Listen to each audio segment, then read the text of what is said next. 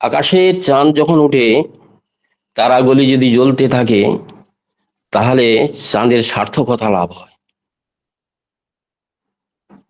আর মহাসমুদ্রে যদি ঢেউ থাকে তাহলে সমুদ্রের সার্থকতা লাভ হয়। পদ্মপুকুরে যদি পদ্ম ফুটে তাহলে সেই পুকুরের সার্থকতা লাভ হয়। বাগানে যদি ফুল ফুটে তাহলে বাগানের সার্থকতা লাভ হয়।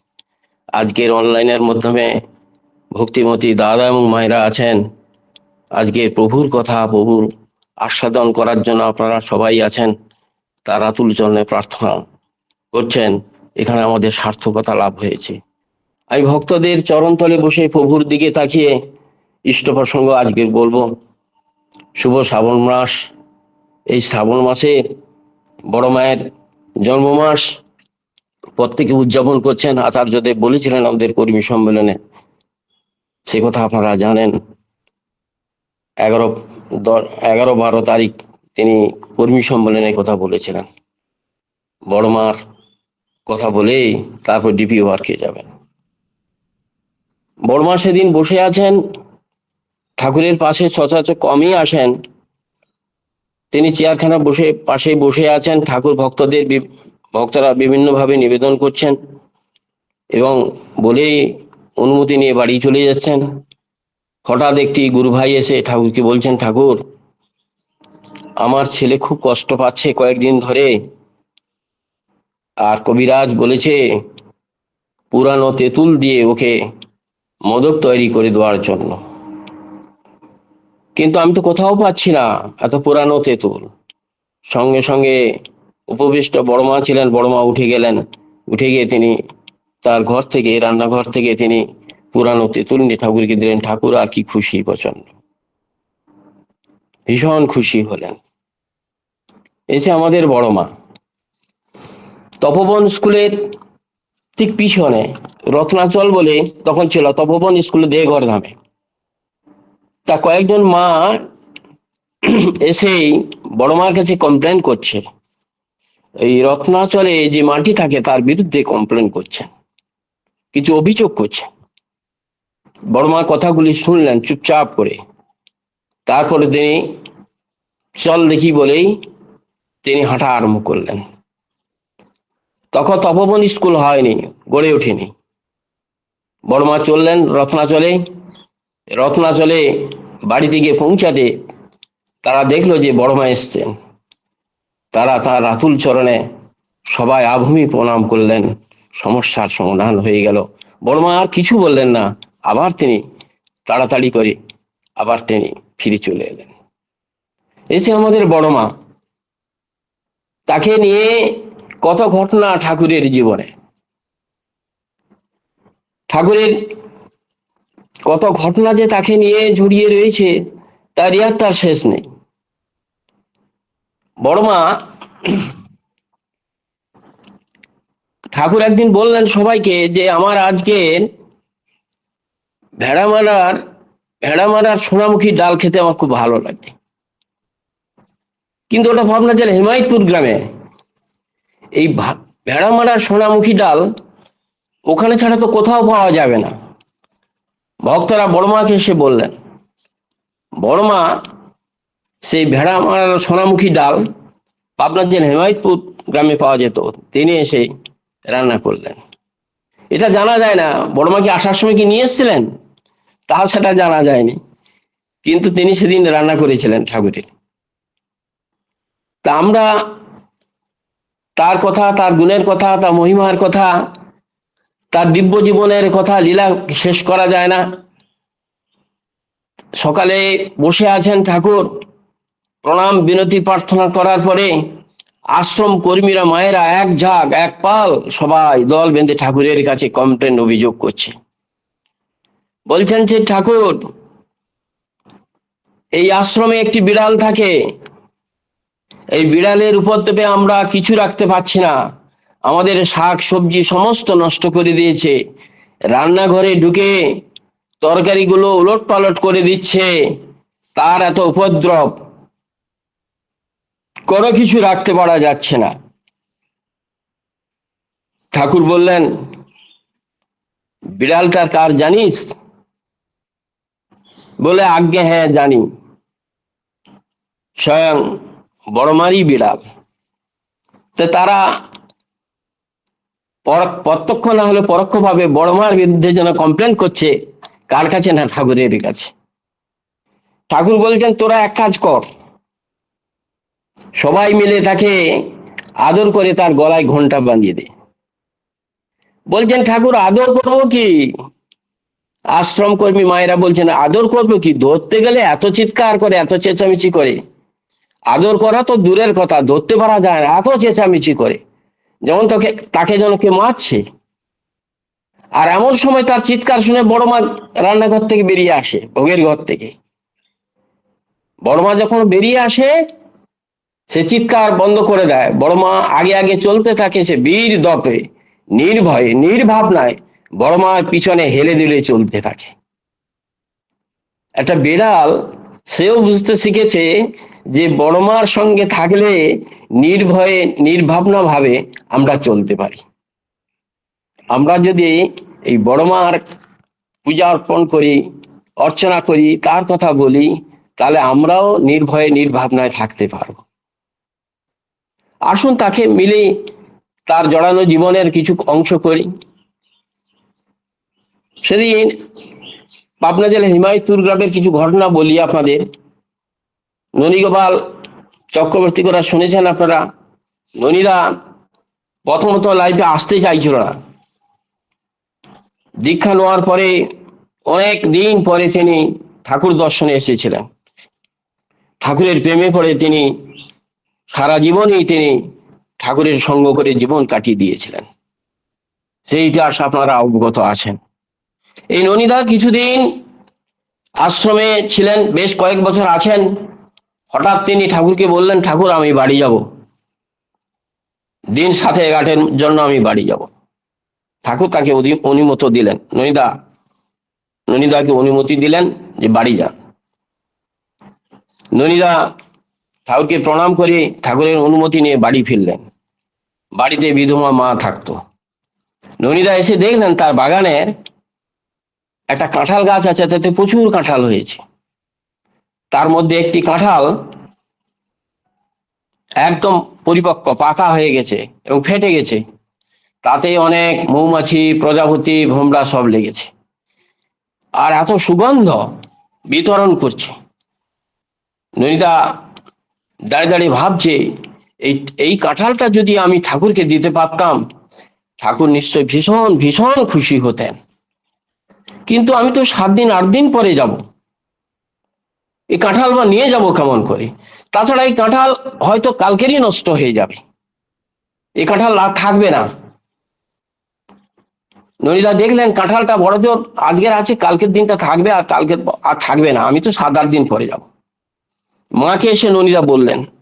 মা বললেন, তুই যখন ঠাকুরকে নিবেদন করেছিস, কাঁঠালটা নিয়ে আয়। ননীদা খুব যত্ন সহকারে কাঁঠালটি ধরে তিনি বাড়িতে কেটে নিয়ে এলেন গাছ থেকে। 7 দিন পরে, 8 দিনের মাথায় ননীদা আশ্রমে যাত্রা করলেন।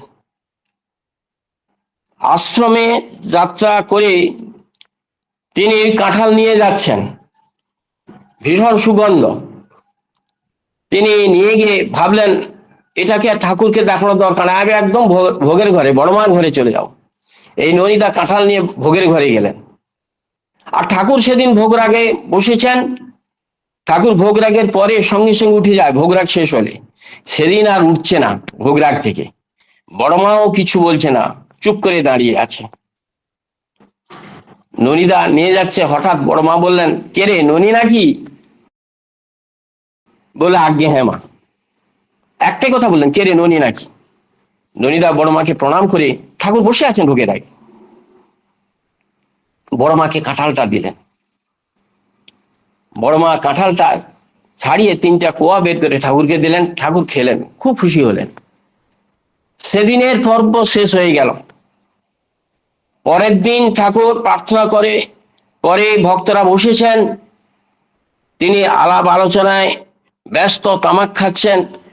তিনি ননীদার সেই কাঁঠালের গল্প করছেন। সবাই এত সুমিষ্ট, এত সুমধুর, এত তার গন্ধ। ঠাকুর সবাইকে বলছে, কাঁঠালের গল্পটা এক এক করে যেন বলছে সবাইকে। ননীদা পিছনে বসছিলেন, তিনি ভাবছেন আমি ঠাকুরকে জিজ্ঞাসা করব এই রহস্যটা কি, যে একটা কাঁঠাল পরের দিন নষ্ট হয়ে যাওয়ার কথা, আমি 8 দিনের মাথায় যখন এলাম এই কাঁঠালটা নষ্ট হলো না, ঠাকুর খেলেন, এর কারণটা কি আমি ঠাকুরকে জিজ্ঞাসা করব। এই কারণ পুরুষ তিনি, তাকে আমি জিজ্ঞাসা করব। এই ননীদার সাত পাত ভাবছে, একটা ফাঁক পেলে তিনি জিজ্ঞাসা করবেন, একটা ফুসরুত পেয়ে গেলেন তিনি। তিনি ঠাকুরকে নিবেদন করলেন যে দয়াল, আমি কিছুতেই বুঝতে পারছি না, এই কাঁঠালটা পরের দিন নষ্ট হয়ে যাওয়ার কথা, আমি আপনাকে নিবেদন করেছিলাম, তারপর আমি 8 দিনের মাথায় নিয়ে এলাম, এই কাঁঠালটা ভালো থাকলো কি করে। ঠাকুর বললেন, শোনেন ননীদা, যে জিনিস আমাকে দেওয়া হয়, আমি যতক্ষণ না ভোগ গ্রহণ করছি, আমি যতক্ষণ না গ্রহণ করছি ততক্ষণ নষ্ট হবে না। তাহলে নিবেদনের জিনিস আমরা যখনই বলি খুব চিন্তাধারা করে বলতে হবে, তাকে দোয়া মানে সেটা নষ্ট হবে না। তিনি বললেন, আমি যতক্ষণ না গ্রহণ করছি ততক্ষণ নষ্ট হবে না। ঠাকুর আমাদের পূর্ব মেদিনীপুর জেলার এক গুরু ভাই, সে তার শশা গাছ থেকে শশা গাছ চাষ করছিল, সে প্রথম শশাটি ঠাকুরকে দেবে বলে সে নিবেদন করবে। এটা খুব বলে, এই শশাটা যখন হয়েছে প্রথম শশা, এই শশাটি আমি ঠাকুরকে দেবো। আরো অন্যান্য অনেকগুলো শশা হয়েছে, কিন্তু এই শশাটি, সেই যে প্রথম শশা, সেই শশাটিতে পোকা লেগে গেছে। সে দেখলো যে যেটা আমি নিবেদন করবো সেইটাতে পোকা লেগেছে। আবার সেই শশাটি একটু বড় হতে সেটা আবার বেঁকে গেছে, একদম একদম বেঁকে গেছে। যাই হোক, সেই শশাটি তুলে, আরো অন্যান্য ভালো শশা তুলে ঠাকুর বাড়িতে গেছেন। সেই পোকা শশাটিকে ভাবছে এটাকে ঠাকুরকে দেবো কি করে, সেই ঝুড়ির নিচে রেখেছে। ঠাকুরের কাছে যখন নিবেদন করছেন, ঠাকুর বললেন, ঝুড়ির তলাতে যে শশাটি আছে সেই শশাটি বের করতে বললেন। তাকে একবার যাহা নিবেদন করা হয় সেটা কোনো লঙ্ঘন করার উপায় নেই। তিনি জানেন, তিনি দেহ করে বসেন, একটা ঘটনা বলছেন। ঘটনাটা এই, বলছেন এক গুরু ভাই আশ্রমে আসেন, পদ্মার তখন আশ্রম, তিনি তিনি দেহ করে বসেন, এই ঘটনাটা বলছেন, পদ্মার ঘটনা স্মৃতিচারণ করছেন। এক গুরু ভাই বাড়ি থেকে বেরিয়েছেন, তিনি মনে মনে ভাবছেন, আজকের আমি ঠাকুর প্রণাম করব, 20 টাকা দিয়ে ঠাকুর প্রণাম করব। তৎকালীন বাজারে 20 টাকা মানে এখন ধরুন 500-600 টাকা, এইটাই ভাবছে সে। সে বাড়ি থেকে বেরিয়েছে, পদ্মার ঔষধে, পদ্মার পাড়ে যে আশ্রম গড়ে উঠছে সেই আশ্রমে আসার জন্য ঠাকুরের কাছে।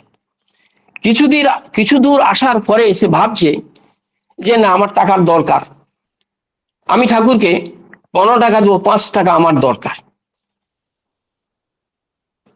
তারপরে কিছু দূর আসার পরে ভাবছে না, আমার 10 টাকা দরকার, আমি ঠাকুরকে 10 টাকা দিয়ে প্রণাম করবো আজকে। তারপরে কিছু দূর আসার পরে, আশ্রমের কাছাকাছি আসার পরে ভাবছে না, আমার 15 টাকাই দরকার, 5 টাকা ঠাকুরকে আজকে প্রণামী দেবো। ঠাকুর এই ঘটনাটা বলছেন, দেওঘরে থেকে বসে বসে বলছেন। তারপরে যখন সে প্রণাম করলো, 1 টাকা দিয়ে প্রণাম করলো। তার চোখ এড়িয়ে যাওয়া যাবে না। আমরা নিবেদন যাই করি না কেন, বাড়িতে বসে করি কেন, যেখানে করি না কেন, তার চোখ এড়িয়ে যাওয়া যাবে না। বিশ্ব দুনিয়ার মালিক। আমি তার খণ্ড প্রলয়ের কথা কিছু বলছি। কলকাতার অধ্যক্ষ ডক্টর গৌরী শাস্ত্রী এসেছেন, সংস্কৃত কলেজের অধ্যক্ষ। তিনি এসে ঠাকুরকে প্রণাম করে, ভীষণ পণ্ডিত মানুষ, অদীক্ষিত মানুষ, ঠাকুরকে বললেন, আমি প্রস্তুত হয়ে এসেছি, কয়েকদিন আমি আশ্রমে থাকবো। ঠাকুর বললেন, পণ্ডিতজি আপনি থাকুন। বিভিন্ন শাস্ত্র সম্বন্ধে নিয়ে আলোচনা হলেন। ঠাকুর বললেন, আমি তো মূর্খ মানুষ, আমার কিছু পুস্তক যেটা আছে সেগুলো হয়তো ভুল ত্রুটি আছে, আপনি এটাকে সংশোধন করে দেন। গৌরী শাস্ত্রীজি বললেন, ঠাকুর আমি শাস্ত্র পড়ে পাঠ করে শোনাতে পারি, কিন্তু শাস্ত্রকে আমি কারেকশন করতে পারবো না, কারণ এটা মন্ত্র, একে কারেকশন করার ক্ষমতা আমার নেই। আপনি যা লিখেছেন সেটা বেদ, এই বেদকে কারেকশন করার ক্ষমতা আমার নেই। ঠাকুরের সঙ্গে অনেক কথা হলো। তিনি হঠাৎ ঠাকুরকে বলছেন, ঠাকুর এবার আমি বাড়ি যাব, কয়েকদিন তো থাকলাম। ঠাকুর, আমি 26 বছর একটানা গঙ্গাতে স্নান করেছি, আমি একদিনও বিরাম দেইনি, আমার কি দীক্ষার কোনো প্রয়োজন আছে? ঠাকুরকে প্রশ্ন করছেন। ঠাকুর বললেন, পণ্ডিতজি খুব ভালো কাজ করেছেন, গঙ্গাতে আপনি 26 বছর একটানা স্নান করেছেন, একদিনও বাদ দেন, খুব ভালো করেছেন, কিন্তু পরম পিতার সঙ্গে যোগযুক্ত হওয়া চাই, ফাঁক যে থেকে যাবে আপনিও বুঝতে পারবেন না, সেই ফাঁক আপনি বুঝতে পারবেন না। পণ্ডিতজি বললেন, ঠাকুর আমি এর পরে আসবো, আপনি ভালো থাকুন, আপনি ভালো থাকলে আমিও ভালো থাকবো। ঠাকুর বললেন, পণ্ডিতজি আপনি যদি ভালো থাকেন তাহলে আমার ভালো থাকা হয়, আপনি ভালো থাকুন তাহলে আমার ভালো থাকা হয়। পণ্ডিতজি থমকে গেলেন, তারপর তিনি এক পায়ে দু পায়ে করে বাড়ির দিকে অগ্রসর হলেন। গুরু ভাইরা বললেন যে, পণ্ডিত মশাই আপনি ঠাকুরের সঙ্গে এতদিন কথোপকথন বললেন, অনেক কথা বললেন, আপনি ঠাকুরকে কি দেখলেন? গৌরীবাবু বললেন, he is a life fire, তিনি জীবন্ত অগ্নি, he is emitting in infinite energy and idea every moment of his life. তিনি হচ্ছে জীবন্ত অগ্নি, তিনি অবিরল অনন্ত শক্তি ভাবধারা প্রতিনিয়ত জগতের কল্যাণের জন্য তার আলো বিচ্ছরণ করে চলেছে। This is my idea about the Shri Thakur Anukul Chandra, এটাই আমার ধারণা। এই অনুকূল চন্দ্র সম্পর্কে আমার কিছু বলার নেই, তিনি অবিরত জগতের কল্যাণের জন্য, জগতের মঙ্গলের জন্য তিনি করে চলেছেন, এই যে আমার ঠাকুর। আবার সুশীল বসু একদিন ঠাকুরকে জিজ্ঞাসা করছেন, ঠাকুর আপনার আয়ু কতদিন? কি অদ্ভুত প্রশ্ন। ঠাকুর বলছেন, আপনাদের ভালোবাসা যতদিন, আপনাদের ভালোবাসার খাঁকতি হলে আমি আমার ধামে চলে যাব। সুশীলদা চুপ করে থাকলেন। সুশীলদা ঠাকুরকে জিজ্ঞাসা করলেন, ঠাকুর আমরা যখন প্রণাম করি আপনিও দুটি হাত নিয়ে কপালে ঠেকিয়ে রাখেন 10-15 মিনিট 20 মিনিট, আপনি কাকে নমস্কার করেন? ঠাকুর বলছেন, আমি তোদের মধ্যে একজন থাকে, তাকে আমি নমস্কার করি। আমাদের মধ্যে কে থাকে? এই দীক্ষার মাধ্যমে আমরা পাথর কেটে পাথরের মন্দিরে পাথরের মূর্তি স্থাপন করি, স্বর্ণ মন্দিরে স্বর্ণ মন্দির স্বর্ণ ঠাকুরই আমরা প্রতিষ্ঠান করি। কিন্তু হৃদয় হচ্ছে আমাদের, দেহ হচ্ছে একটা মন্দির, এই মন্দিরের আমরা তাকে প্রতিষ্ঠিত করি, এই আমরা দীক্ষা নিয়ে তাকে প্রতিষ্ঠিত করি। এই হৃদয় মন্দিরটাকে আমার ঠিক ঠিক করে রাখতে হবে। তিনি ওই বললেন, তোমাদের মধ্যে একজন থাকে, তাহলে আমাদের নিরামিষ খাওয়া দরকার আছে, সাত্বিক আহার গ্রহণ করা ঠিক আছে, যেখানে সেখানে আমাদের খাওয়া দরকার নেই, আমাদের সদাচার মেনটেন্স করা দরকার আছে, আমাদের হৃদয় মন্দিরটা পবিত্র করে রাখা দরকার আছে। মন্দিরে তো আর মাছ মাংস পেঁয়াজ রসুন ডিম কাঁকড়া এগুলো হয় না, এই বাহানা দিয়ে চলবে না। আমাদের পূজনীয় বিঙ্কিতা এবং শুভদা এসেছিলেন আমাদের মন্দিরে, আচার্যতে তখন আচার্য পদে অভিষিক্ত হন, তিনি এসেছিলেন। তিনি বললেন, মানুষগুলো এত অজুহাত দেখায়, ঠাকুর বলেছেন মাছ মাংস খাসনি আর পেঁয়াজ রসুন মাদক ছাড়, ডিমের কথা তো বলে না, চিংড়ি মাছের কথা তো বলে না, তাহলে ডিমও খেতে পারি, চিংড়ি মাছ খেতে পারি, এই অজুহাত দেখাবেন না। ঠাকুর যখন হৃদয় মন্দিরে তিনি আমাদেরকে বলছেন নমস্কার করি, তোমাদের মধ্যে একজন থাকে, তাহলে হৃদয় মন্দিরটা আমাদের ঠিক করে রাখতে হবে। ঠাকুরকে সুশীল বসু আর একটা প্রশ্ন জিজ্ঞাসা করলেন, ঠাকুর আমরা খাবার সময় নিবেদন করি, সবাই 5টি ভাত নিয়ে বা শাক নিয়ে নিবেদন করি, আপনি কেন 7টা ভাত নিয়ে নিবেদন করি? এটা আমি খুব লক্ষ্য করেছি। ঠাকুর কেমন আপনজন দেখুন।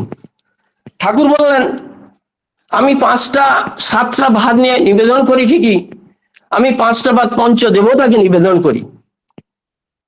আর আর একটি ভাত নিবেদন করি আমার পূর্বপুরুষ যারা গত হয়েছে, আর একটি ভাত নিবেদন করি যারা আমার সঙ্গে যোগযুক্ত, যারা অকালে চলে গেছে, যারা অপঘাত মৃত্যু হয়েছে, যারা দুর্ঘটনায় পতিত হয়েছে, যারা বার্ধক্যজনিত কারণে যারা হারিয়ে গেছে, তাদের মঙ্গল কামনায় আমি আর একটা ভাত নিবেদন করি। এরকম আছে নাকি? বাবা মাও নেই, কোনো আপনজন নেই, মৃত্যুর পরে তিনিও আমাদের এইভাবে করে যাচ্ছেন। এ অদ্ভুত ব্যাপার। ঠাকুর বসে আছেন, তিনি পাবনা জেলার হিমায়তপুর গ্রামে বসে আছেন। এক মা গ্রাম থেকে এসে ঠাকুরকে প্রণাম করলেন। ঠাকুর জিজ্ঞাসা করলেন, ওই তো ঝুড়িতে কি? বললেন, ঠাকুর আপনার ভোগ রাগের জন্য কিছু নিয়ে এসেছি। বলে মাটি চলে যাচ্ছেন। ঠাকুর বললেন, এ শোন, তুই যে চলে যাচ্ছিস আমাকে প্রণামই দিবি না? মাটি লজ্জায় পড়ে গেলেন। তিনি আমাদের চোখে আঙুল দিয়ে দেখিয়ে দিলেন। মাটি প্রণাম করে ঠাকুরকে প্রণামই দিলেন, প্রণামী দিয়ে আবার চলে যাচ্ছেন। ঠাকুর বললেন, এ শোন শোন শোন। মাটি আবার ঘুরে এলেন। তুই প্রণামী যে দিলি, তখন ঠাকুরের সামনে একটা কাঁসার থালা থাকতো। ঠাকুরকে প্রণামী দিলেন, 1 টাকা হয়তো দিয়েছে বা 10 পয়সা দিয়েছে। ঠাকুর বললেন, প্রণামী দিলি, তুই কি বললি? মাটি লজ্জায় আর কিছু বলতে পারলো না। কি বলবে? কিছু তো বলেনি, ঠাকুরকে প্রণামী দিয়েছে। ঠাকুর জিজ্ঞাসা করলেন, তুই কি বললি? কিছুই বলতে পারছেন না। পাশে একজন ছিল ভক্ত, ঠাকুর তাকে ইঙ্গিত করে বললেন কিছু বলে দেওয়ার জন্য। ভক্তটি উঠে মাকে ডাকলেন, মা আপনি আমার সঙ্গে আসুন। তিনি বললেন, ঠাকুরকে যখন প্রণামী দিবেন তখন আপনি বলবেন, হে আমার দেবতা, হে আমার আচার্য, হে আমার প্রিয় পরম, আমি আমার শ্রদ্ধাকে তোমাকে আহুতি দিতেছি। হে আমার দেবতা, হে আমার আচার্য, হে আমার প্রিয় পরম, আমি আমার শ্রদ্ধাকে তোমাকে আহুতি দিতেছি। এটা ইষ্টভীতির পরেও আমাদের করতে হয়। ঠাকুর এটা দিয়ে গেছেন। পঞ্চনীতিতে তিনি কথা বলেছেন। জিতি বিধায়ন গ্রন্থে 1 নম্বরে 15 নম্বরে তিনি কথা বলেছেন। জিতি বিধায়ন গ্রন্থে 2 নম্বরে তিনি 275 নম্বরে কথা তিনি বলেছেন। আমরা ইষ্টভীতি করার পরে আমরা কি বলি? এই কথাটা বলতে হয়। এসব শ্রদ্ধার ঘনীভূত রূপ তিনি আমাদেরকে দেখিয়ে দিলেন। প্রণামী দোয়ার একটা মাত্রা আছে, এমনি এমনি করে দোয়া যায় না, তার কাছে পৌঁছাবে কেমন করে? ঠাকুর ওই মাকে শুধু বলেননি, সমস্ত জগৎবাসীকে বলেছে, আশ্রম কর্মীদের বলেছেন, সমস্ত লোকেদের বলেছেন। আমি আরেকটা কথা আপনাদের সামনে তুলে ধরতে যাই। কোন এক গুরু ভাই, তার খণ্ডফলের মধ্যে এটাই পড়ে, আমি একটু বলছি। তিনি মানত করেছিলেন যে আমার ছেলের যখন 5 বছর বয়স হবে তখন আমি তার ভাগলপুরে গিয়ে তার চুলটা নামিয়ে আসবো। আমরা যেমন মানত করি বৈদ্যনাথ ধামে, কাশী ধামে, চন্দনেশ্বরে, তারকেশ্বরে, সেও দাদাটি এবং মাটি তার 5 বছরে হলে তাকে তার চুলটা নামিয়ে আসবে, সে মানত করেছিল ভাগলপুরে এই চুলটা নামিয়ে। তারা একদিন রাত্রে বসে হিসাব করলো যে পরের দিন তো 5 বছর ছেলে হয়ে যাচ্ছে, মানব যদি আমরা না পূরণ করি তাহলে ছেলের কোনো অমঙ্গল হতে পারে। এই আশা নিয়ে তারা বললেন, আমাদের গুরুদেব যেহেতু রয়েছেন, তারা দীক্ষিত ছিল, চলো ঠাকুর দেওঘরে ধামে আছে, ঠাকুরের কাছে জিজ্ঞাসা করে আমরা না হয় আমরা ভাগলপুর যাত্রা করব। এই বলে স্বামী স্ত্রী সকালে তারা দেওঘর ধামে যাত্রা করে। কিন্তু আস্তে আস্তে বিকাল গড়িয়ে যায়, প্রায় 2-3 ঘন্টা সময় আছে সূর্য অস্ত যেতে। কিন্তু সেই দিন লাস্ট দিন তার ছেলের মাথার চুল নামানো। ঠাকুর এসে ঠাকুরকে সব বৃত্তান্ত বললেন। ঠাকুর উদ্বিগ্ন হয়ে গেলেন। সঙ্গে সঙ্গে তার গাড়ি চালক ভূপেশ দত্তকে ডাকলেন। ভূপেশ দাকে বললেন, গাড়িটা এই মুহূর্তে বের করো, ভাগলপুর যাত্রা করতে হবে। ভূপেশ দা বললেন, গাড়িতে তেল নেই, তুমি এই মুহূর্তে গাড়িতে তেল ভরো। সঙ্গে সঙ্গে আশ্রম কর্মীরা একের পর এক আসতে লাগলেন। সেখানে পণ্ডিত দা তিনিও আসতে এলেন গিরিশচন্দ্র কাব্যতৃপ্ত মুখোপাধ্যায়। তা তিনি হিসাব করে বললেন, ঠাকুর আজকে যদি ওর চুল নামাতে হয় তাহলে আমরা ভাগলপুর পৌঁছাতে এখান থেকে 7-8 ঘন্টা যাবে গাড়িতে, তাহলে আমরা ভাগলপুর পৌঁছাবো কি করে, রাত তো হয়ে যাবে। ঠাকুর যেন আরো উদ্বিগ্ন হয়ে পড়লেন। ওই গুরু ভাইটা দেখলেন ঠাকুর এত ব্যস্ত হয়েছে, চিন্তা করা যায় না যে ঠাকুর এতখানি ভালোবাসে আমার ছেলেকে, আমাদেরকে, পরিবারকে। ঠাকুর যেন ব্যতিব্যস্ত, সূর্য অস্তের আগে তার চুলটা যেন ফেলা হয়। সবাই আশ্রম করবি না, বহিরাগত দাদা মায়েরা উদ্বিগ্ন, দেখছে কি হয় দেখা যাক, সূর্য অস্তের আগে কি করে ভাগলপুর যেতে এখানে 6-7 ঘন্টার পথ, ঠাকুর কি করে ওই চুলটা ফেলে দেখবো আজকে। দেবী প্রসাদ মুখোপাধ্যায় ওখানে পাশে দাঁড়িয়েছিল, হঠাৎ করে একটা কথা বললো। ঠাকুর বললেন, দেবীদা কি কয়? পণ্ডিত মশাই, দেবীদা কি কয়? তা পণ্ডিত মশাই বললেন, দেবীদা কি বললেন আপনি আবার একবার বলুন। দেবীদা বললেন, পুরুষোত্তমের লীলা যেখানে যেখানে চরণ ধুলি করেছেন সেইটাই বৃন্দাবন, আর তার জল হচ্ছে গঙ্গা জল, এইখানেই চুল দেওয়া বিধে হয়। পণ্ডিত মশাই এই কথাটা পুনরায় উচ্চারণ করলেন ঠাকুরের সামনে। ঠাকুর তখন বললেন, তাহলে আর কি চিন্তা, এই পশ্চিমে দারোয়া দেখা যাচ্ছে এখানে 15 মিনিটের পর, এইখানে ডাকিয়াকে ডাকুন আর নাপিতকে ডাকুন, ঢাক বেজে ওখানে তার চুল দেওয়া হোক। অবতার, তিনি অবতার, তিনি নিজেই বলতে পারছেন না নিজের মুখে, তাহলে যেখানে তিনি অবতার হয়েছেন সেইটাই বৃন্দাবন, আর তার চরণ ধুলি যেখানে পড়েছেন সেইটাই বৃন্দাবন, আর সেখানকার জল হচ্ছে গঙ্গা জল।